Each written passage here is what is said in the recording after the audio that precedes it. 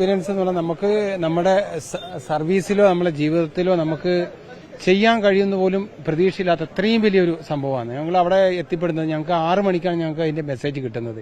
അതിനുശേഷം ഞങ്ങൾ 9 മണിക്ക് പുറപ്പെടും. ഞങ്ങൾ 11:00 കൂടിയിട്ട് അവിടെ എത്തി. അവിടെ എത്തിയ സമയത്ത് ഞങ്ങൾക്ക് അപ്പുറത്തേക്ക് കടക്കാൻ, അതായത് പുഴയ്ക്ക് അപ്പുറത്താണ് കൂടുതൽ പേരും കുടുങ്ങിക്കിടക്കുക, അപ്പുറത്തേക്ക് കടക്കാൻ പറ്റാത്തൊരു സിറ്റുവേഷൻ ആയിരുന്നു. അപ്പം ഞങ്ങളെ column commander lieutenant Vishwanath സാബും subedar ഗിജിൽ സാബും പുഴയുടെ അവിടെ തന്നെ നിന്നിട്ട് അവർ അങ്ങോട്ട് കടക്കാൻ ശ്രമിക്കുന്ന കൂട്ടത്തിൽ എന്റെ കൂട്ടത്തിലുണ്ടായിരുന്ന ഒരു 15 ജവാൻ എടുത്തിട്ട് ഞാൻ പുഴയുടെ ലെഫ്റ്റ് സൈഡ് കൂടെ പുഴയുടെ, അതായത് നമ്മൾ ചെന്ന ആ ഭാഗത്തു കൂടെ തന്നെ ഞാൻ അവിടുത്തുകാരനാണ്. അവിടെ ഒരു 10-15 കിലോമീറ്റർ എന്റെ വീട്.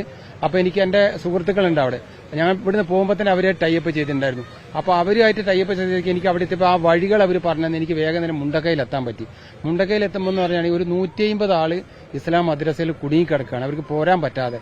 അതുപോലെ അവിടെ ഒരു 2 മൃതദേഹങ്ങൾ, ഒരു ഏടത്തിന്റെയും അനിയത്തിന്റെയും മൃതദേഹം വെച്ചിട്ട് അവരവിടെ ഇരിക്കുന്ന ഒരു അവസ്ഥയാണ് കാണുമ്പോൾ. അതിനുശേഷം ഞങ്ങൾ അടുത്ത് നോക്കുമ്പോൾ ഒരുപാട് മൃതദേഹങ്ങളുണ്ട്. അതുപോലെ ഫസ്റ്റ് ഞങ്ങൾ എന്ത് ചെയ്തിട്ടുണ്ട്, ഈ റെസ്ക്യൂവിൽ ഈ 150 ആളെ ഞങ്ങൾ താഴെ എത്തിച്ചു. കൂടുതലുള്ള മൃതദേഹങ്ങളും താഴെ റവന്യൂ ഡിപ്പാർട്ട്മെന്റ് കൈമാറി. അതിനുശേഷം അപ്പോഴേക്കും ഞങ്ങളന്ന് വൈകുന്നേരമായി, ഒരു 7 മണിയായിട്ടുണ്ടാവും ഈ പ്രവർത്തനം കഴിയുമ്പോഴേക്കും. അതിനുശേഷം ആ ബോഡികളെല്ലാം അവിടെ തന്നെ ഞങ്ങൾ ഇസ്ലാം മദ്രസയിൽ അവിടെ തന്നെ ഞങ്ങൾ സൂക്ഷിച്ച് വെച്ചതിന് ശേഷം രണ്ടാമത്തെ നമ്മൾ എന്ത് ചെയ്യും, രണ്ടാമത്തെ ദിവസം ഞങ്ങൾ വനറാണി എസ്റ്റേറ്റിലെ ഒരു 19 ആൾ കുടുങ്ങി കിടക്കണ്ടായിരുന്നു. അവിടെ പോയി. അതിനുശേഷം ഞങ്ങൾ കൊടുത്ത് 10-15 ഈ വൈശാഖ് ഇങ്ങനെയുള്ള ഇവരെല്ലാവരും ഉണ്ടായിരുന്നു. ഇവരെല്ലാവരും കൂടി ഞങ്ങൾ അവിടെ പോയി. അവിടെ പോയതിന് ശേഷം പിന്നെ ഞങ്ങൾ അവിടുന്ന് ആ വനറാണി എസ്റ്റേറ്റിൽ 19 ആളെയും പിന്നെ അന്നൊരു 10 ബോഡി ഞങ്ങൾക്ക് അവിടുന്ന് തന്നെ റെസ്ക്യൂ ചെയ്യാൻ പറ്റി. അതും ഞങ്ങൾ റവന്യൂ ഡിപ്പാർട്ട്മെന്റിന് കൈമാറി. അതിനുശേഷം ഞങ്ങൾ അവിടെ ഇത്രയും ദിവസം ഇറ്റാച്ചിയുടെ കൂടെ തന്നെ ഓരോ സ്ഥലത്തും സ്നൈപ്പർ ഡോഗും ഇറ്റാച്ചി അവരുടെ കൂട്ടത്തിൽ എല്ലാ സ്ഥലത്തും ഞങ്ങൾ ഓരോ സ്ഥലത്തും അവിടുത്തെ ജനങ്ങളെ, ലോക്കൽ ജനങ്ങളെ കൂട്ടുപിടിച്ചുകൊണ്ട് തന്നെ അവർക്ക് എവിടെയാണോ ഡൗട്ട്, എന്താണോ ആവശ്യമുള്ളത് അതിനനുസരിച്ച് ഞങ്ങൾ ഇതുവരെയും ഞങ്ങളെ വണ്ടബിൾ ടു TA ബറ്റാലിയൻ അവരെ ഒന്നിച്ച് തന്നെ ചെയ്തിട്ടുണ്ടായിരുന്നു. റെസ്ക്യൂ ചെയ്ത് ഒരുപാട്. ജനങ്ങൾ റിയാക്ഷൻ എന്ന് പറഞ്ഞാൽ അത്രയും ഞങ്ങളെ വിടാൻ തന്നെ താല്പര്യമില്ല അവർക്ക്. അത്രയും അവർക്കൊരു വിശ്വാസമാണ് നമ്മളെ മുകളിൽ. അവർക്കൊരു വല്ലാത്തൊരു വിശ്വാസം. എന്താ വെച്ചാൽ നമ്മളുണ്ടെങ്കിൽ ചെയ്യാം എന്നുള്ളൊരു വല്ലാത്തൊരു വിശ്വാസം അവർക്കുണ്ട്. അതാണ് അവർ നമ്മളടുത്ത് പറഞ്ഞത്.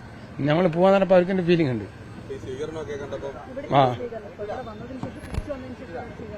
ഒരു നല്ല സ്വീകരണമാണ് കോഴിക്കോട്ടുകാർ തന്നത്. നല്ല സ്വീകരണം, അത് നല്ല ഒരു എഫക്റ്റ്. ഞങ്ങൾ ഒരാഴ്ച ഞങ്ങൾ അവിടെ ഉണ്ടായിരുന്നു. ഇവിടെ നമുക്ക് നല്ലൊരു സന്തോഷമുണ്ട്.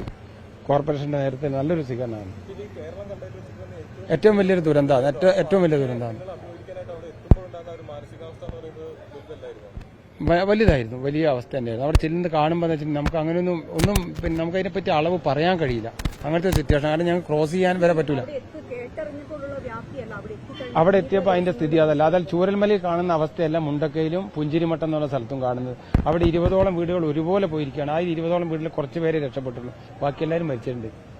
നമ്മളെ സുഹൃത്തുക്കളെ വീടും പോയിട്ടുണ്ട്. അതുപോലെ തന്നെ എന്റെ കൂടെ പഠിച്ചവരുടെ എല്ലാം പോയിട്ടുണ്ട്. എന്റെ മേപ്പാടി പഞ്ചായത്തിൽ 2ാം വാർഡിലാണ്.